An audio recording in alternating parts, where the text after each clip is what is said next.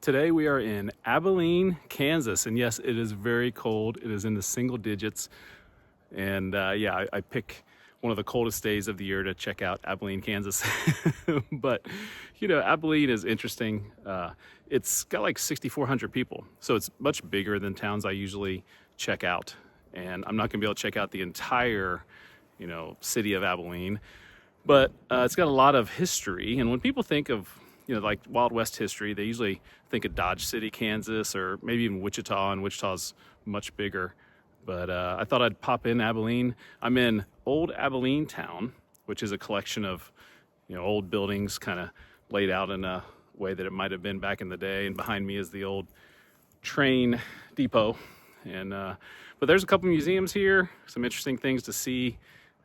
So let's take a look at Abilene, Kansas. We're going to start at the Eisenhower Presidential Library, Museum, and Boyhood Home. And this is a really nice place to visit. Very, very well done. Obviously, the fountain was not in use today, but the first thing here is the chapel, or it's called a place of meditation. And beautiful structure. This is where Eisenhower and his wife are laid to rest. And so you're welcome to come in here anytime and visit. Right there is where they are. Dwight David Eisenhower, he was actually named David Dwight Eisenhower. And when he entered the military, he changed his name because not to be confused with his dad, who he was named after.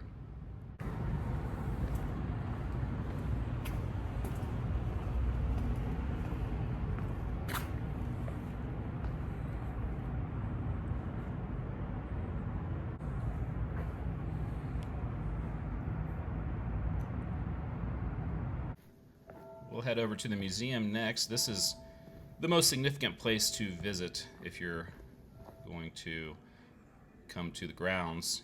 When you walk in, there's a bunch of different murals. Really well done. And this is one of only two complexes like this about presidents that was built while he was president. He was a war hero, and so they were going to build this before he even was president to honor him. When you walk in, they do have a little history of Abilene, which is great. He came from Abilene. Some cool old pictures, and I like that quote, "The proudest thing I can claim is that I'm from Abilene." I think that's a pretty cool shot of the downtown. I really enjoyed the beginning part with all the historical photos of Abilene. And so early on, they're going to tell you all about his growing up, obviously. And he was president from 1953 until 1961, but prior to that was in the military. He obviously played football. In college, he was a big fan of football. Talked about it a lot. And so throughout this museum, it talks about like things that happened early in his life or while he was in the military. So it's not just dedicated to him being a president. And like I said, the idea for this building was before he even became president. I liked the part here where they're showing old roads being constructed. And in this channel, I've gone to a lot of old roads built in the 1920s. So it talks about kind of the timeline of his life when they were starting to get the highway system figured out. And then obviously he was significant to some incredibly historic times when he was in the military, and all of this success that he had in the military gave him momentum towards becoming the president. I really enjoyed, this is like a big table right here. This is pretty cool, and it just was a history of World War II, and with videos and timeline, and the dates would just kind of scroll on the bottom.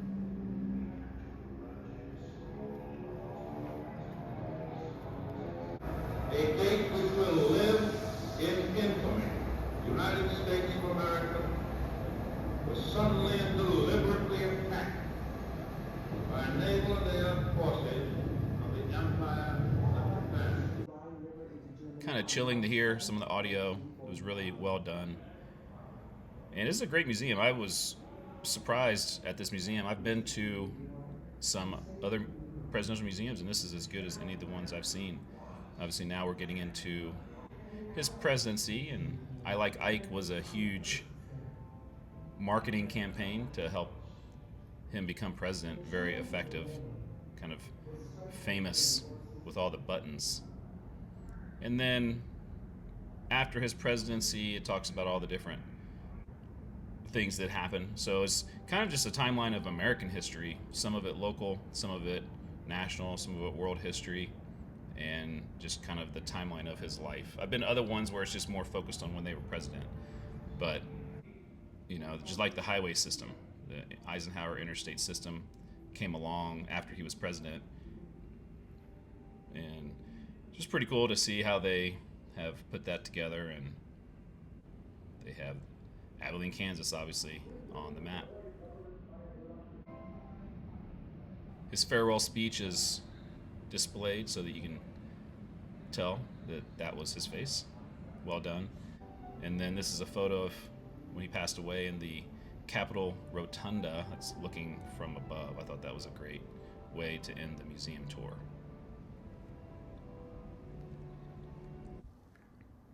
Next, over to his boyhood home, and he lived here from 1898 until he was appointed to West Point in 1911.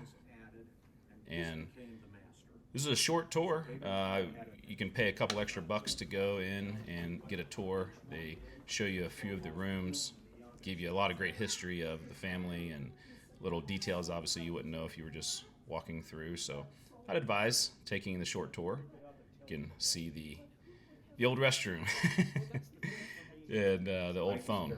But this was a family's house, so it wasn't just him and his wife's house or something like that. And right there in the place that it always was, and that's why the museum is here. So the final building is the library. There's not a ton of stuff in the library. It's a library. It's has different use than being a tourist attraction, but it does have a few things. And just walking around, there's a theater there. They're playing a video about Eisenhower.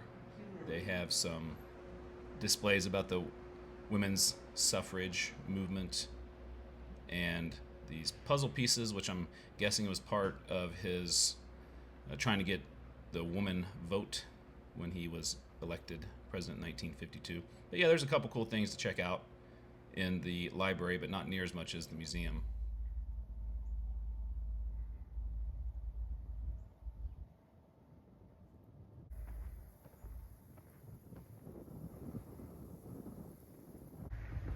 Eisenhower Museum is right there.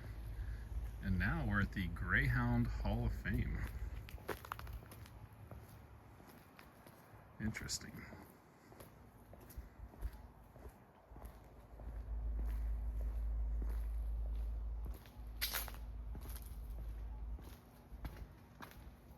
You want to come out? No? Is Max getting all the attention? Yeah.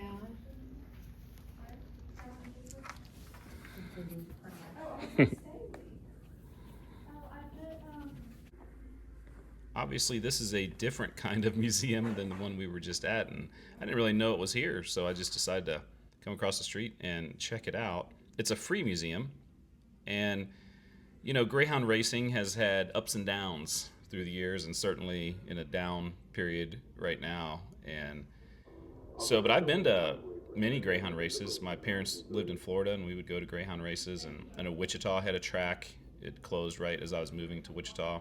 But the museum, like any other historical museum, gives a nice history of, Greyhounds and then Greyhound racing, and then pretty cool to see like the early tracks, and just talks about how popular it was back in the day.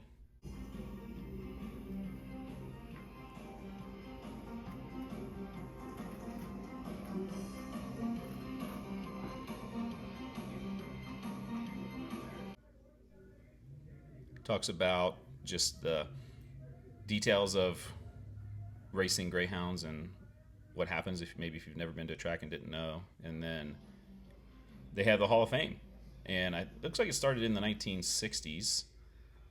and they're a combination of greyhounds and maybe owners or trainers or people that were just significant to the sport. And yeah, there's a lot of them obviously, and they have them all the way until 2024, so they're still inducting into the Hall of Fame. And so yeah, kind of an unusual, different kind of museum, but I was glad that I checked it out. This was obviously a little strange. I'm guessing there were lots more dots on the map of states where greyhounds were raced, but now the only dot on the map, the only state that it's still, I guess, happening at the regular level is West Virginia, and they have 2 tracks in West Virginia. I was trying to wonder why it was in Abilene, Kansas, and then I talked to the lady, and she told me about the National Greyhound Association, so I went out there. It's here in Abilene. They have a track here, and they have races in April and October, apparently. And when the races are over, the dogs are sold. So they just have a couple races a year. That's all they have.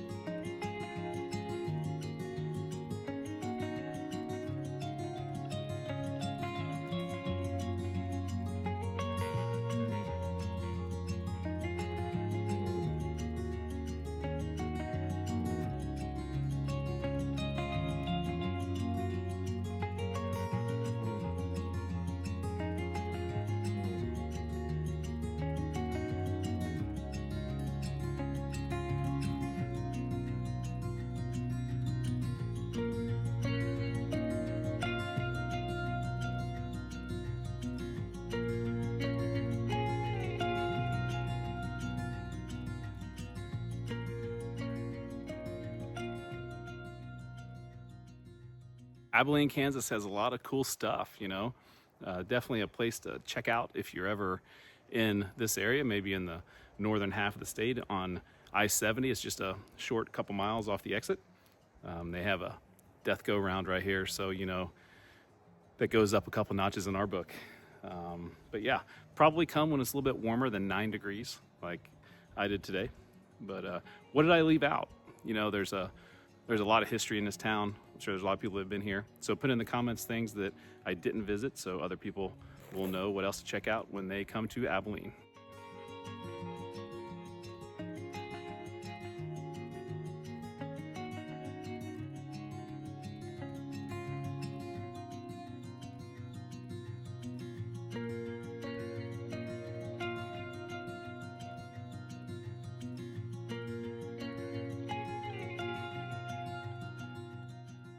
Nine degrees out.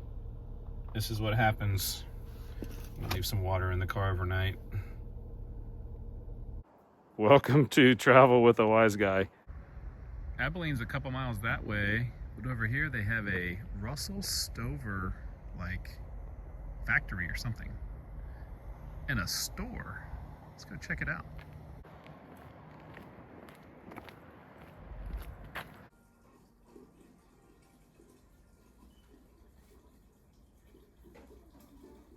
I have no idea what to get. There's so much to choose from. I did like to collect Pez dispensers back in the day.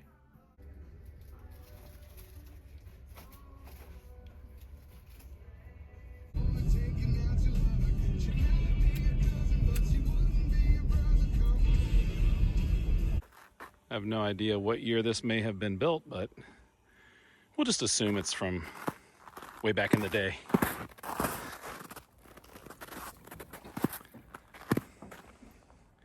Even though it's probably half frozen, it still spins pretty well. We'll give it a 7.5. The death go round was originally at the Stephen Mills School, now found at the Heritage Center. Good job, Troop 40. We death go round enthusiasts are very appreciative.